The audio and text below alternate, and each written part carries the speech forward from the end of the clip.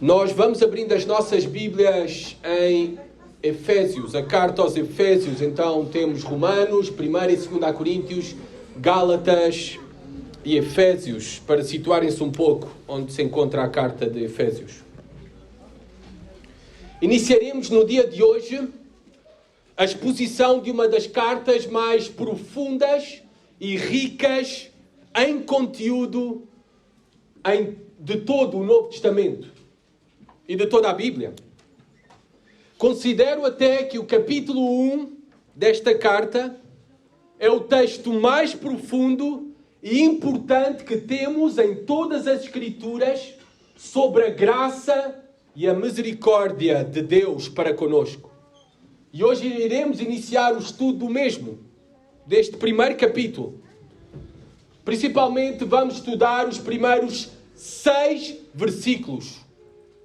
Um breve contexto apenas desta carta é importante para nós entendermos as características da mesma, o propósito da mesma e podermos interpretar melhor esta carta para nós nos dias de hoje. É uma carta escrita, como o nome indica, aos Efésios, à igreja em Éfeso.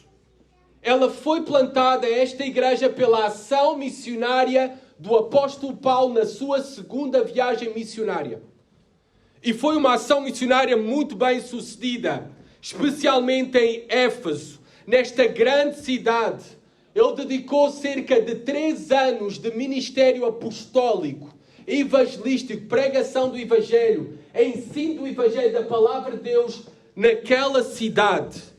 E dali surgiu uma igreja no meio de uma grande cidade e uma igreja no meio de uma cidade cheia de idolatria. Éfeso era o centro da idolatria naquele tempo. Éfeso tinha uma das 7 maravilhas do mundo antigo, o Templo de Diana.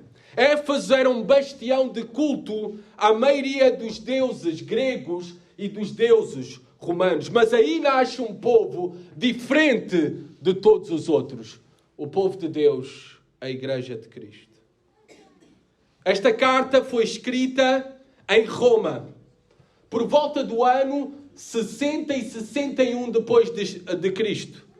Ela foi chamada e é chamada e conhecida como uma das cartas da prisão, juntamente com outras cartas chamadas também cartas da prisão, que o apóstolo Paulo escreveu durante a sua primeira prisão em Roma. Não foi a única prisão que ele teve, mas esta foi a primeira prisão em que ele escreve pelo menos 4 cartas que nós sabemos. Escreve a carta aos Efésios, escreve a carta de Filipenses, escreve a carta de Colossenses, escreve a carta de Filemão. Paulo então está preso e desde a prisão escreve esta carta. Paulo provavelmente enquanto estava preso recebe um relatório por parte de membros daquela igreja. Por parte talvez muito provavelmente de Aquila e Priscila, sobre o estado da igreja, sobre as lutas da igreja. E ele, como tinha um coração pastoral e o seu cuidado pastoral, mesmo estando na prisão, ele move-se a escrever esta carta.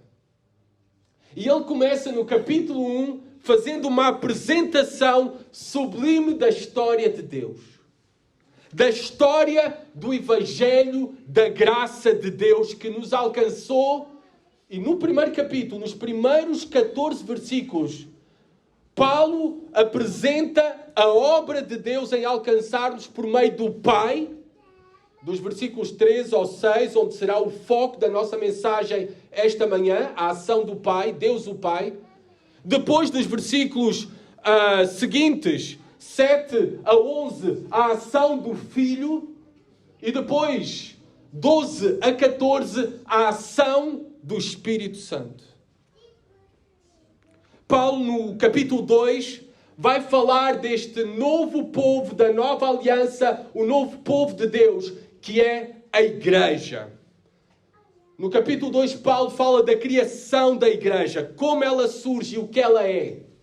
Judeus e gentios juntos num só povo. todas as nações numa só nação, a nação celestial, o povo de Deus, a igreja. No capítulo 3, Paulo vai dar a razão da sua prisão. Relembrar àquela igreja que a razão pela qual ele estava preso era porque era um ministro do Evangelho glorioso de Deus. E ele está a falar, este Evangelho é verdadeiro, ao ponto de eu entregar a minha vida por ele. O Evangelho da reconciliação de Deus com o seu povo, o povo da nova aliança. Capítulo 4, Paulo, enquanto os primeiros 3 capítulos são mais de doutrina, mais de, digamos assim, podemos falar de ensino. No capítulo 4 a 6, Paulo também, obviamente, vai ensinar-nos, mas agora a aplicar as verdades que aprendemos nos 3 primeiros capítulos. Se é verdade a história de Deus em nós, se nós fomos salvos por Deus e alcançados por Deus, como é que devemos viver? Como é que deve ser a nossa história? Capítulo 4 vai falar da unidade da igreja. Se efetivamente temos o Espírito de Deus, isso promove e contribuímos para a unidade da igreja.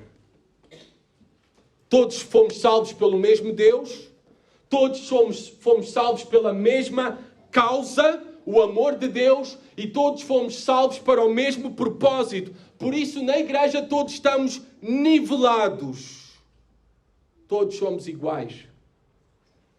E por isso, não há razão para divisão, mas sim para estarmos unidos. E os efeitos da vida de Deus em nós, numa igreja, é a união. No capítulo 5, Paulo vai falar, capítulo 5 e 6, dos nossos deveres à luz do Evangelho.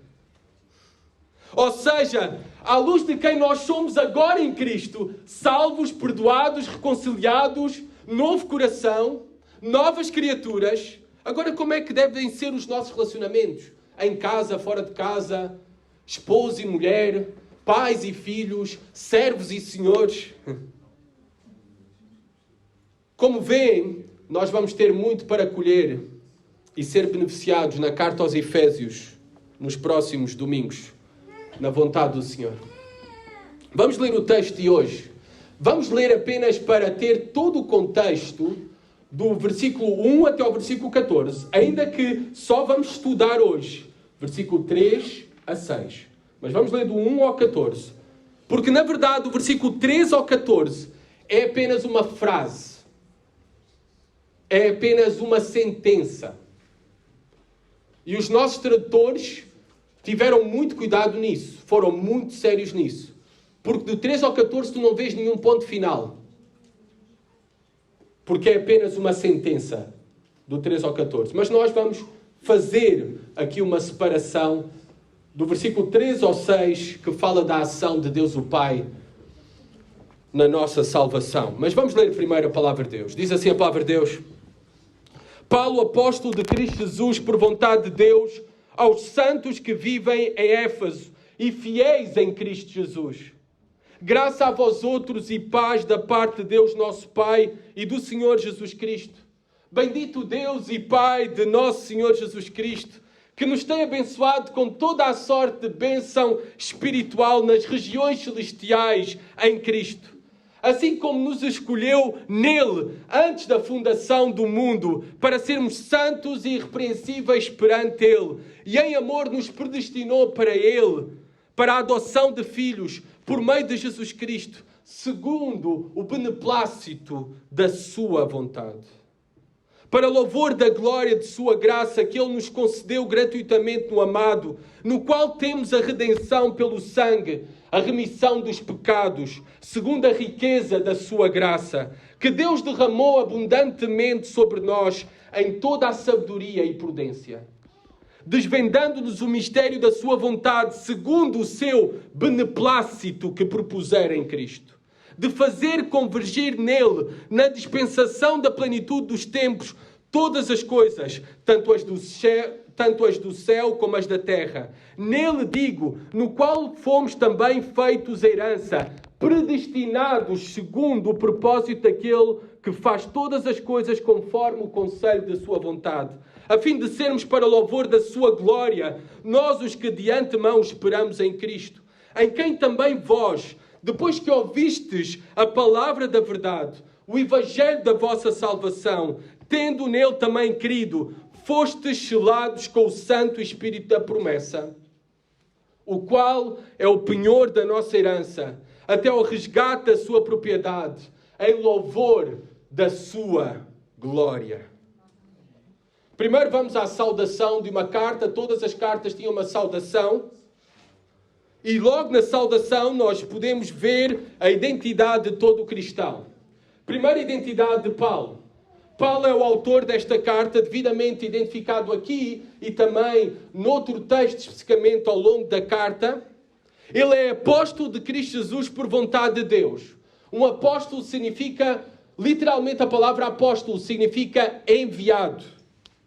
Ele foi alguém comissionado, enviado por Jesus Cristo.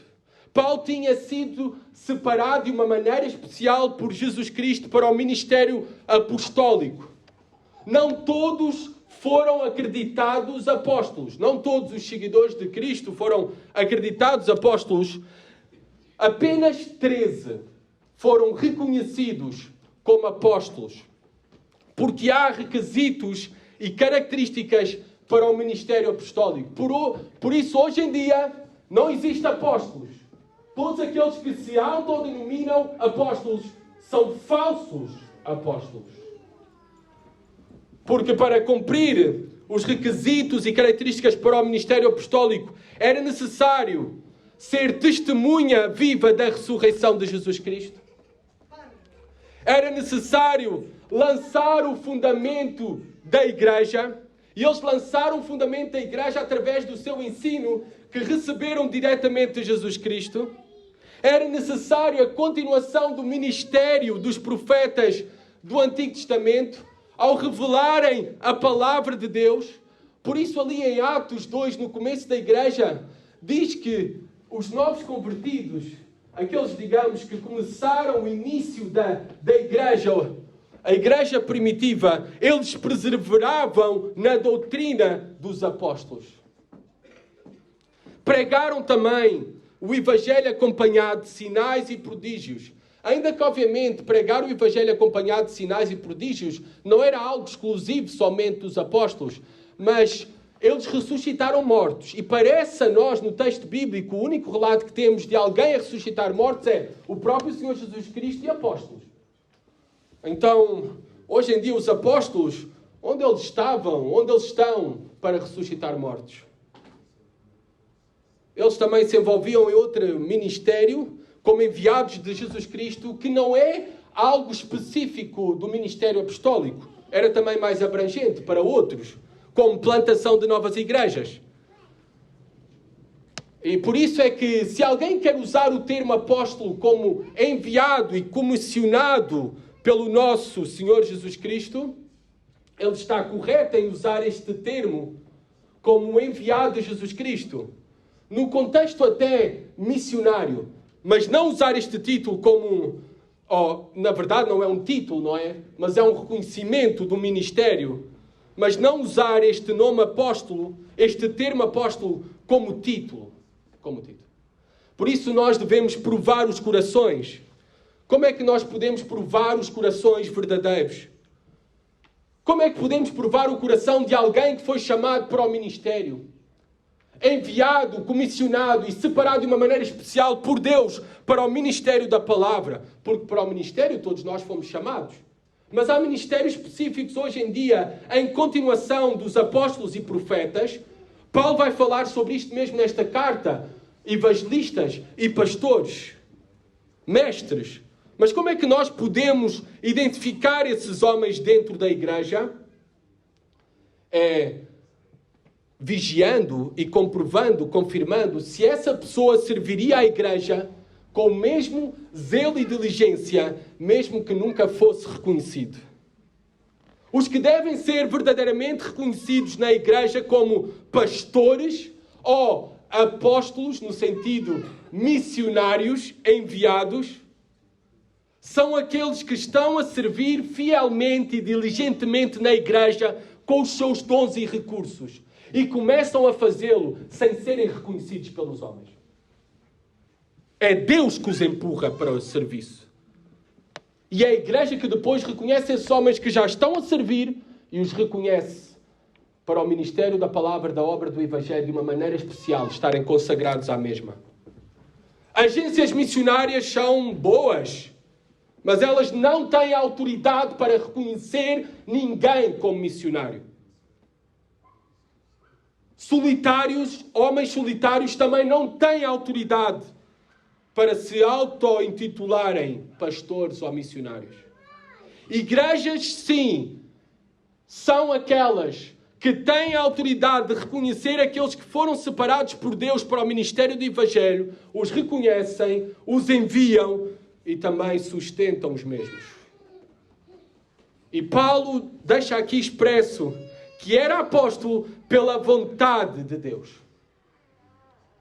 Não pela sua própria vontade, mas pela vontade de Deus. Infelizmente, na nossa cultura evangélica hoje em dia, há muitos que querem ser missionários e pastores, que se auto-intitulam missionários e pastores, mas é demasiado evidente que Deus nunca os chamou para tal. Pois não têm o caráter, e não têm os dons, e não têm o reconhecimento da igreja. Nenhum homem deve tomar para si a honra do ministério pastoral ou missional. Deus é o único que pode legitimar os seus ministros e o faz por meio da igreja. Os destinatários aqui da carta diz que são santos em Éfeso. Paulo usa este adjetivo, santos e fiéis. Porque nós cristãos somos aqueles que já fomos lavados pelo sangue de Cristo. Já fomos regenerados pelo Espírito Santo. Nós já fomos separados do mundo e consagrados para os propósitos de Deus. Santos. Porque às vezes nós dizemos nas nossas conversas com os nossos amigos católicos, apostólicos, romanos, nós não acreditamos em santos. Sim, nós acreditamos em santos, que nós somos os santos. Não por quem nós somos, mas pela obra de Cristo em nós, que nos justificou, que nos purificou, que nos lavou, e o seu sangue é suficiente, e nos separou para Deus e para os seus propósitos. Somos também fiéis em Cristo. A obra de Deus em nós regenera-nos, dá-nos um novo coração para sermos fiéis. Ou como eu gosto de dizer, uma fé que salva e a confirmação que alguém é salvo. Uma fé que salva é uma fé que santifica. Um santo é fiel e um fiel é um santo. E essas duas coisas não podem ser separadas. Santos e fiéis são adjetivos da verdadeira identidade de todo o cristão verdadeiro. E Paulo vai trabalhar a mesma ao longo de toda a carta. Nos primeiros 3 capítulos, ele vai dizer que somos santos, a nossa posição em Cristo, o que nós somos em Cristo. E depois, de 4 a 6, ele vai exortar-nos a sermos fiéis, porque todo o santo é um fiel. E todo o fiel é um santo, é um salvo. Paulo dá uma bênção apostólica, aqui não vamos deter-nos muito, mas ele fala de graça e de paz. Essa bênção apostólica, característica das suas cartas, a graça entendida como o favor imerecido de Deus, mas não apenas como favor, é como o poder de Deus que atua em nós em todas as coisas, sustentando e providenciando todas as coisas para nós que necessitamos das sombras. A paz, Paulo deseja esta bênção para a igreja de paz. Deve ser entendida como o termo shalom, uma prosperidade completa. Não apenas uma prosperidade material, ainda que está inclusive, mas sobretudo uma paz, uma prosperidade espiritual. E tudo isto só pode vir, como Paulo diz, da parte de Deus nosso Pai, do Senhor Jesus Cristo, o nosso Senhor. E aqui é interessante que trata a Jesus Cristo como o nosso Senhor. Se aceitamos verdadeiramente a Jesus Cristo como nosso Salvador, se reconhecemos verdadeiramente a Jesus Cristo como nosso Salvador, meramente palavras não são suficientes. Ele se torna o Senhor da nossa vida. Vivemos debaixo do senhorio de Cristo para fazer e cumprir a sua vontade. Por outras palavras, não podes dizer que és um cristão se não estás a seguir a Jesus Cristo. Se Jesus Cristo não é o Senhor da tua vida, não digas que és um cristão se não estás a fazer a sua vontade. Bem, é incrível que nosso Deus, eu ontem dizia isso na reunião da liderança da igreja, é incrível que o nosso Deus é económico com as palavras. Ao ponto que escreveu um livro que nenhum pregador irá conseguir pregar completo, frase por frase, palavra por palavra, durante toda a sua vida, mesmo que tenha um ministério de 50 anos. Tal a profundidade e riqueza de cada palavra. E este é um conselho e advertência, só lendo e estudando a exortação, a saudação, esta manhã desta carta. Nós não podemos ler a Bíblia como se estivéssemos a ler o jornal diário. Podíamos ficar por aqui, agora o sermão, e já teríamos conteúdo suficiente para apenas um sermão. Mas Paulo está apenas a aquecer. Paulo está apenas a aquecer os motores. Agora vem a porção do 13 ao 14, que é apenas uma sentença, como eu já disse. Este texto aqui deixa clara a defesa da Trindade. Apesar desta doutrina trindade de Deus ser Pai, Filho e Espírito Santo, apesar deste termo ser um termo que não está na Bíblia, Trindade não está na Bíblia, é um termo teológico. Apesar deste termo teológico apenas ter sido cunhado no 3º, 4º século da Igreja, é que começou a ficar mais famoso. Bem, está claro aqui, nesta sentença do versículo 13 ao 14, a ação do Pai, a ação do Filho e a ação do Espírito Santo. Nós cremos no Deus Pai, no Deus Filho e no Deus Espírito Santo. Esse é o nosso Deus, o Deus único e verdadeiro. Fica também claro para nós a ação de todas as pessoas da Trindade na mordomia da nossa salvação. O Pai, o Filho e o Espírito Santo agindo na nossa salvação. Hoje apenas nos iremos concentrar na ação do Pai. Tudo o que o Pai fez por nós. E Paulo apresenta-nos a ação do Pai, todas as ações do Pai por nós, para a nossa salvação, Paulo apresenta no passado. Todo bom professor de hermenêutica, todo bom professor de pregação tem que dar um conselho aos seus alunos. Prestem atenção nos verbos. É os verbos do texto que nós temos que parar e prestar atenção. Então vamos só olhar para os verbos. Todos os verbos da ação de Deus estão no passado. A obra de Deus feita. Reparem nos verbos do versículo 3 a 6. Nos tem abençoado. Versículo 3. Versículo 4, nos escolheu. Versículo 5, nos predestinou. E versículo 6, nos concedeu. Todos os verbos estão no tempo passado. No português nós não temos isso, é o aristo no grego. No tempo passado com implicações no presente.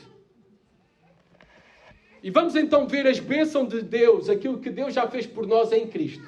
Primeiro, eleitos e predestinados. Versículo 3, bendito.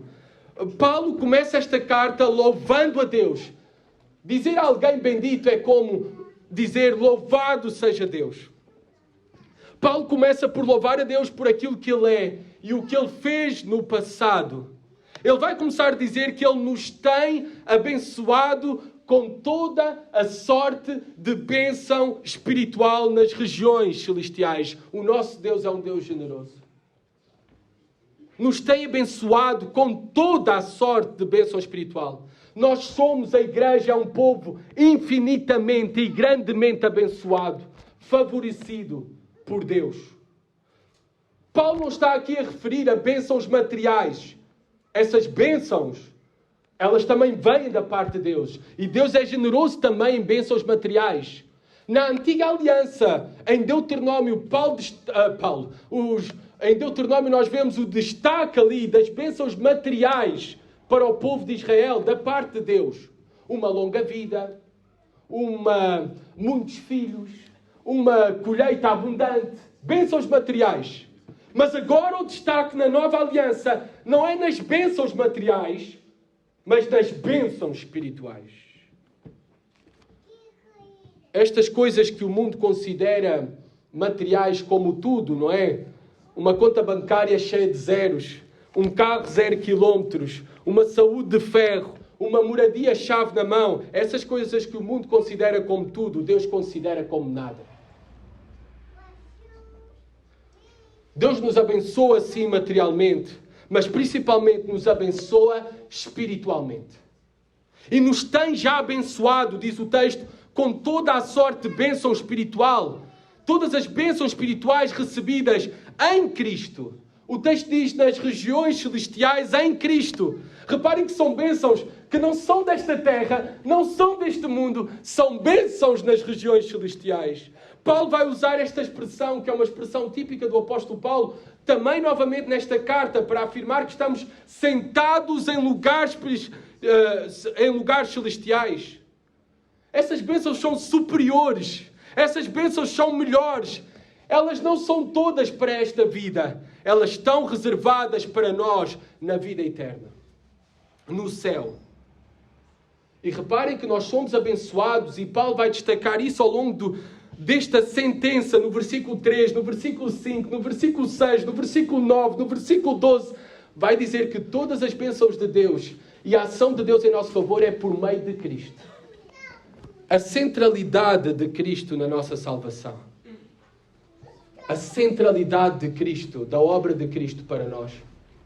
Para a nossa salvação. Paulo começa por dizer em Cristo, porque o fundamento de todas as bênçãos, de tudo aquilo que recebemos da parte de Deus, vem por meio de Cristo. Porque nós só podemos ser aceitos e reconciliados por Deus em Cristo, por meio de Cristo. Não há outra forma. Não há salvação fora de Cristo. E não há bênçãos espirituais fora de Cristo. A causa primária de toda a bênção espiritual, o fundamento é Cristo, mas Paulo agora vai nos dizer no versículo 4 qual é a causa primeira, para o recebimento de toda a bênção espiritual. E o que é que ele diz? É a nossa eleição. Versículo 4. Nos escolheu nele antes da fundação do mundo. Nos escolheu é a primeira bênção espiritual que Paulo destaca que recebemos de Deus. A primeira bênção espiritual que Paulo destaca que recebemos de Deus é que nós fomos escolhidos nele antes da fundação do mundo. Esta eleição deu-se antes da criação do cosmos. Essa é a palavra no grego que foi traduzida para as nossas Bíblias como mundo. Cosmos se refere à Terra. Cosmos na Bíblia também se refere ao universo. Ou seja, esta expressão antes da fundação do mundo significa desde a eternidade nós fomos eleitos por Deus. Esta escolha sempre indica uma ação que consiste em escolher alguém em preferência de outro. Romanos 9, 13 fala sobre isso. Amei a Jacó e aborreci de Esaú. Porém me aborreci de Esaú. Peço desculpa. Amei a Jacó, porém me aborreci de Esaú. Nós fomos eleitos desde a eternidade. Como um amigo meu, teólogo espanhol, Samuel Pérez Mijo, gosta de dizer, já pregou aqui na igreja, há uns anos atrás. Ele tem uma frase que eu gosto muito, que resume o ensino do apóstolo Paulo aqui.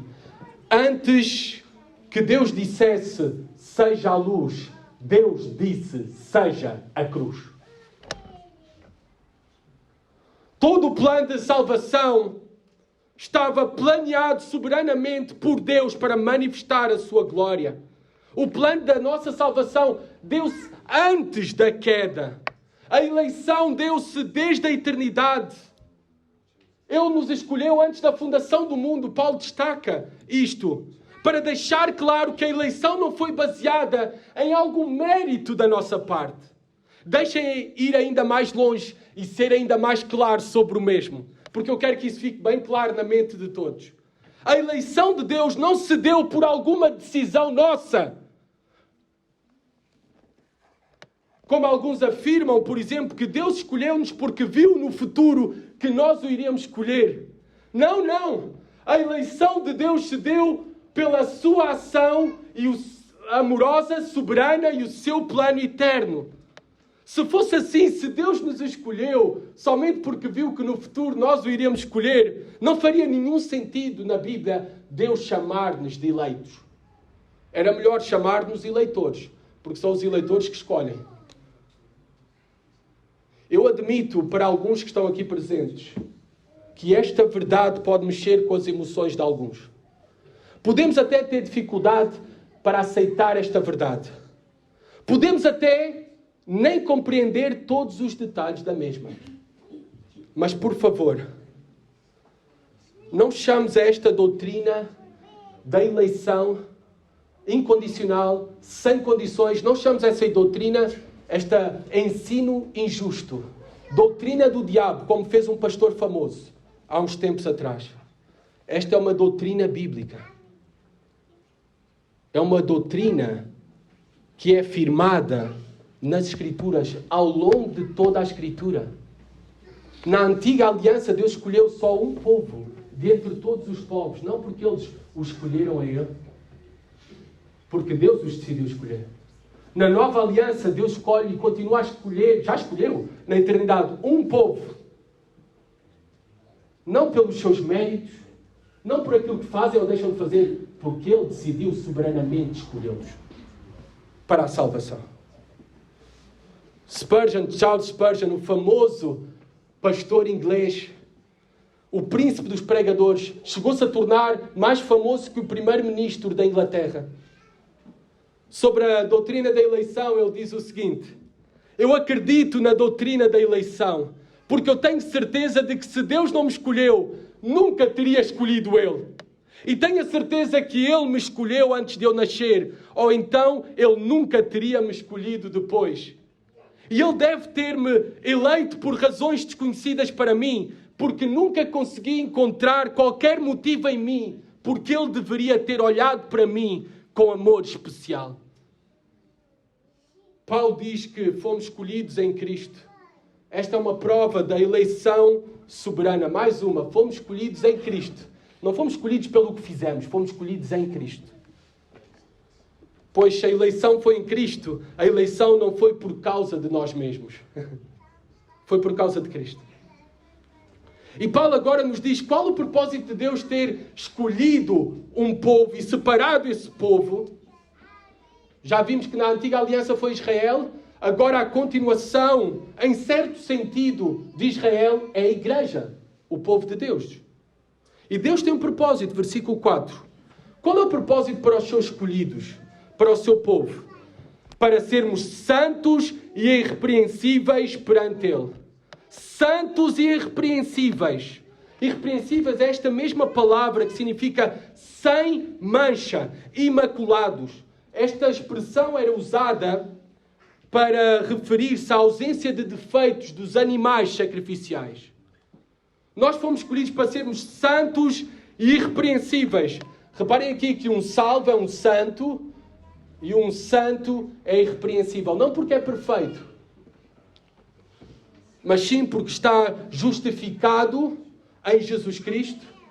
E também sim porque ele conduz a sua vida em consagração a Deus, em luta contra o pecado, em arrependimento. E é isso que o faz ser irrepreensível. E um dia, nunca seremos irrepreensíveis e santos perfeitamente aqui na terra, pelas nossas obras, mas um dia seremos perfeitamente irrepreensíveis, sem mancha, pela obra de Cristo em nosso favor. Paulo fala sobre isso em Efésios 5. Por favor, acompanha-nos. É nesta carta. Quando Paulo está a falar do relacionamento entre marido e a mulher e a esposa, Paulo apresenta aqui que o casamento é uma analogia do relacionamento de Cristo com a igreja. E reparem do versículo 25 a 27 o que Paulo diz. Assim como Cristo amou a igreja e entregou-se a si mesma por ela para santificá-la. Reparem, Cristo amou a igreja. Foi decisão de Cristo amar a igreja e depois morrer por ela. E com propósito, para santificá-la, tal como Paulo diz, para sermos santos e irrepreensíveis. Tendo-a purificado pelo lavar da água mediante a palavra, e apresentá-la a si mesmo como igreja gloriosa, sem mancha, nem ruga, ou coisa semelhante, mas santa e inculpável. E assim será um dia que iremos ser apresentados diante de Deus o Pai, sem mancha, sem ruga, sem culpa, pela obra de Cristo. A sua obra suficiente para nós e gloriosa. Este dia glorioso já está garantido pela obra de Cristo. Porque este dia glorioso já foi garantido por Deus desde a eternidade. Porque a salvação não depende de nós, depende única e exclusivamente de Deus. Da obra de Cristo, da expiação de Cristo para todos os seres humanos, mas somente eficaz a expiação de Cristo para aqueles que confiam nele, em Jesus Cristo. A expiação de Cristo só é eficaz para aqueles que creem nele como Senhor e Salvador. Crê no Senhor Jesus Cristo e serás salvo. Mas a nossa eleição, não podemos pensar que a nossa salvação, e eu quero que isto fique marcado para as nossas vidas, não podemos pensar que a nossa salvação só tem implicações no futuro. Ela tem implicações no presente. Se somos eleitos, como já vimos, somos santos, somos irrepreensíveis. Não há coisa como um cristão andar sem arrependimento, sem lutar contra o pecado. Não é possível um eleito de Deus, um santo de Deus, um salvo, andar na prática contínua da lascívia, da mentira, do adultério, da murmuração, da fofoca, da inveja. Não é possível tal coisa. O Espírito de Deus em nós, que Paulo vai falar mais à frente, nos versículos 12 a 14, o Espírito de Cristo em nós não nos permite viver na prática contínua do pecado. Nos incomoda, nos confronta, nos santifica. E isto acontece na vida daquele que é o verdadeiro povo eleito de Deus. E uma pergunta para ti: como saberes que tu fazes parte do povo eleito de Deus? Examina o teu coração se estás a desejar fazer a vontade de Deus. Examina o teu coração se estás a desejar viver para Cristo, viver em santidade. Essa é uma das marcas do verdadeiro povo escolhido por Deus. Versículo 5, Paulo vai reforçar agora não apenas a eleição, mas a predestinação. Versículo 5, nos predestinou para Ele, para a adoção de filhos por meio de Jesus Cristo, segundo o beneplácito de sua vontade. É por isso que eu digo que não há em nenhum outro lugar da Bíblia, nenhum outro texto que expressa de forma tão profunda e mais sublime a misericórdia de Deus do que aquele que encontramos neste texto. Não apenas o texto, Paulo fica com a ação que Deus nos escolheu, mas Paulo diz que fomos abençoados porque fomos predestinados por Deus. Quando Paulo menciona a predestinação, é um reforço da graça divina, do favor de Deus nas nossas vidas. Novamente, devemos atentar para a ordem aqui no texto. Primeiro vem a predestinação. E depois para Ele. Ainda não existíamos quando ocorreu a predestinação. Ainda não havia nenhum mérito em nós. Porque, na verdade, não foi por nenhum mérito nosso. Foi apenas uma ação da vontade soberana de Deus. Se eleição é separação e tem a ideia de sermos separados para Deus, predestinação é que Ele já destinou a nossa vida. Ele já determinou o nosso destino. E Ele determinou o nosso destino para Ele. É isso que o texto diz. Para Ele. 1 Pedro 2,9 diz que somos, vós porém sois raça eleita, sacerdócio real, nação santa, povo de propriedade exclusiva de Deus, a fim de proclamar as virtudes daquele que vos chamou das trevas para a sua maravilhosa luz. Somos um povo de propriedade exclusiva de Deus. Somos a nação santa, a geração eleita para Ele, predestinados para os seus propósitos. Para o glorificarmos e sermos seus representantes aqui na terra. Isto se dá também, reparem o texto do versículo 5, para a adoção de filhos por meio de Jesus Cristo. Deus não apenas nos comprou para sermos servos, mas Deus também adotou-nos para sermos seus filhos. Ele predestinou-nos para a adoção de filhos, para sermos seus filhos. E isto só é possível, novamente aparece aqui, por meio de Jesus Cristo. Nós não podemos ser reconciliados com Deus sem a obra de Jesus Cristo. Não podemos ser filhos de Deus sem primeiro receber o Espírito de adoção enviado por Cristo, o Espírito Santo. Amados, pensemos nisto, nesta realidade que Paulo usa apenas lendo o português. Adoção. No processo de adoção, são os pais que escolhem os filhos, não são os filhos que escolhem os pais.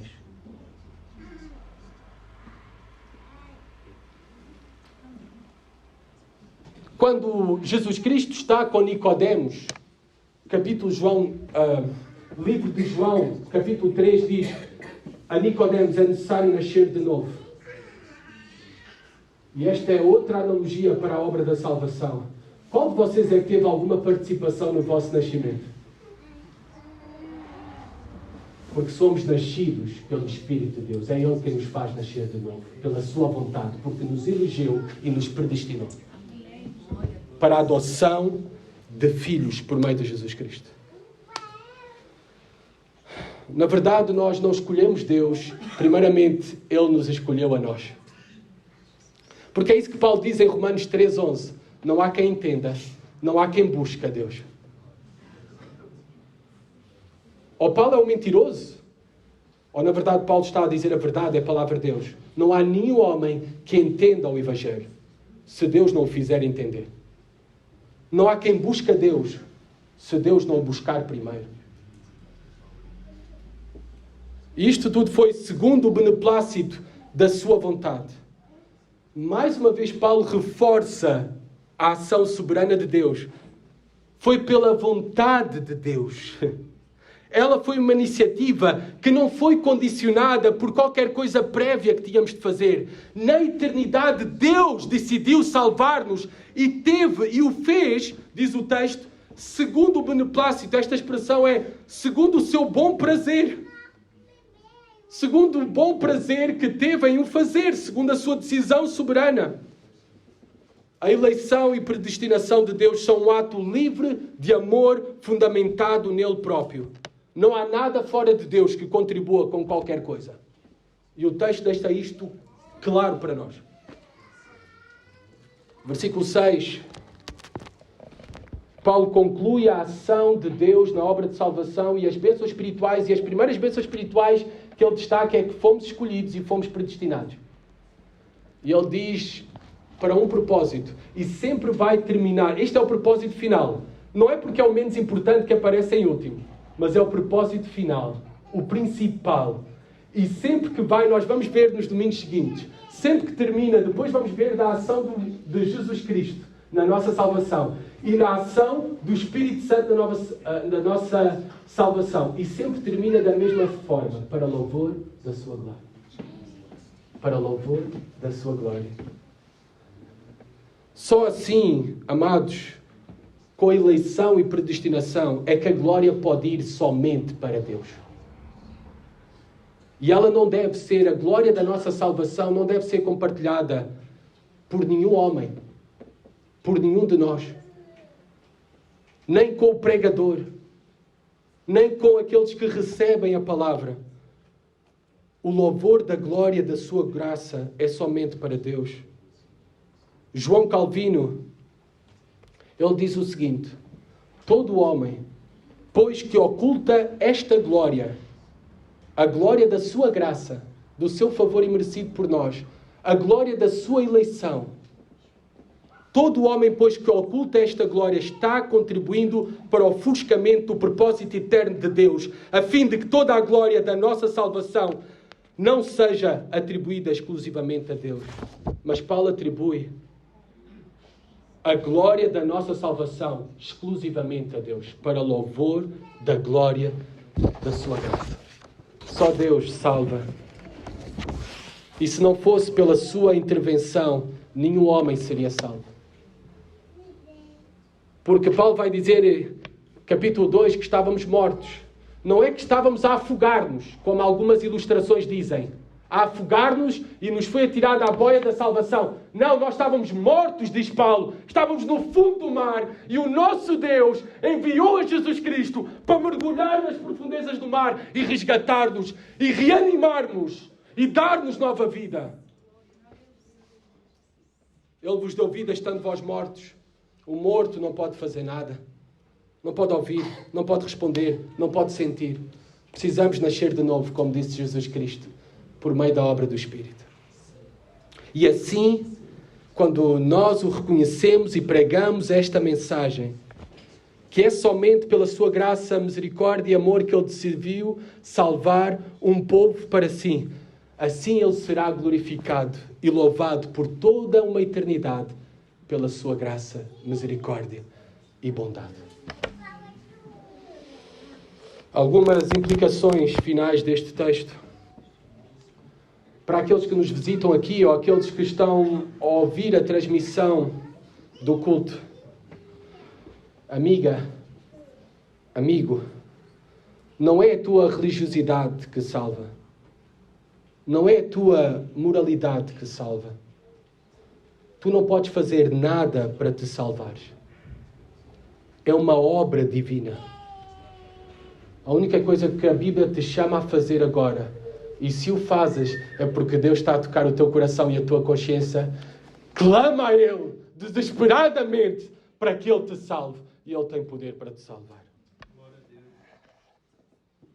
Olhando para esta doutrina da ação de Deus o Pai, da eleição e da predestinação, os nossos corações esta manhã devem transbordar de gratidão. Eu não conheço outra doutrina que pode produzir maior gratidão no coração de um crente do que a doutrina da eleição. Eu sempre fico assombrado pela mesma.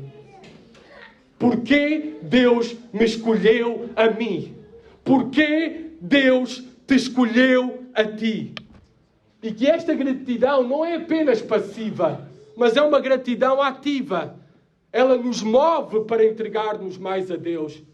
Ela nos move para esforçar-nos, para vivermos mais para Ele em gratidão por tão grande salvação e pelo seu infinito amor para conosco. Não fazemos isso para tentar pagar algo a Deus, porque sabemos que é a graça de Deus, do princípio ao fim na nossa vida. E sabemos que, independentemente de tudo aquilo que possamos fazer, sempre será insuficiente para poder pagar tudo aquilo que Jesus Cristo fez por mim. Fez por ti. Gratidão é aquilo que deve brotar no coração de um cristão ao entender o verdadeiro Evangelho. Também humildade. Eu não conheço doutrina que pode produzir maior humildade que a predestinação. Somos o que somos pela graça de Deus. Nós não somos melhores que os ladrões lá fora, não somos melhores que as prostitutas lá fora, nós não somos melhores que ninguém lá fora. Somos o que somos e temos o que temos pelo amor, pela graça, pela misericórdia de Deus. Também a igreja deve viver com esta convicção e gritar em alta voz com as suas vidas e vozes, juntando-nos também com os antigos reformadores protestantes do século XVI. Soli Deo glória. Somente a Deus a glória. Só Ele é digno de toda a glória. Porque foi Ele quem fez todas as coisas. E Ele faz todas elas para a sua glória. Ele nos salvou para a sua glória. Ele nos fará perseverar até ao fim para a sua glória. Também esta doutrina deve produzir em nós, a doutrina da eleição e predestinação, um zelo evangelístico. Ao contrário do que dizem muitos, a doutrina da eleição e predestinação dá-te uma convicção melhor do poder do Evangelho. Esta doutrina da eleição dá-te uma motivação maior para pregar o Evangelho, mesmo sabendo que Deus tem o seu povo. E temos o privilégio de sermos usados como instrumentos nas suas mãos para a salvação do mundo, de muitos. Como Deus disse a Paulo em Atos capítulo 18, versículo 10. Pois tenho muito povo nesta cidade. Vai, eu tenho muito povo nesta cidade que te vai ouvir, que vai receber a mensagem do Evangelho. Ele é meu povo, são os meus escolhidos. O triunfo e o sucesso da missão de Deus neste mundo está garantido pelo poder do Evangelho, pela ação de Deus o Pai desde a eternidade. Louvado seja o Senhor, que isso nos possa encorajar e estas verdades nos possam consagrar ainda mais e melhor para Deus. Vamos orar. Senhor, obrigado por tão grande salvação. Obrigado pelo teu amor, pela tua graça infinita, inexplicável, Senhor. Estas profundas verdades da tua ação para conosco, nós não compreendemos todas as coisas, Pai. Nós apenas aceitamos aquilo que diz a tua palavra. E aceitamos com profunda gratidão, Senhor. E aceitamos, Pai, com humildade, Senhor. E aceitamos, Pai, com as nossas almas por dentro, e que seja este o sentir do teu povo aqui, Senhor. De gritar e clamar e dar-te a glória somente a ti, Senhor. E viver para a tua glória, proclamando o poder da mensagem do Evangelho, o qual irá triunfar e tu irás edificar a tua igreja, porque a salvação é uma obra tua, Senhor. E faz-nos, Pai, sentir o privilégio de sermos usados como instrumento nas tuas mãos para a salvação de muitos, para o teu povo nesta cidade, para a tua glória, Senhor. No nome de Jesus. Amém.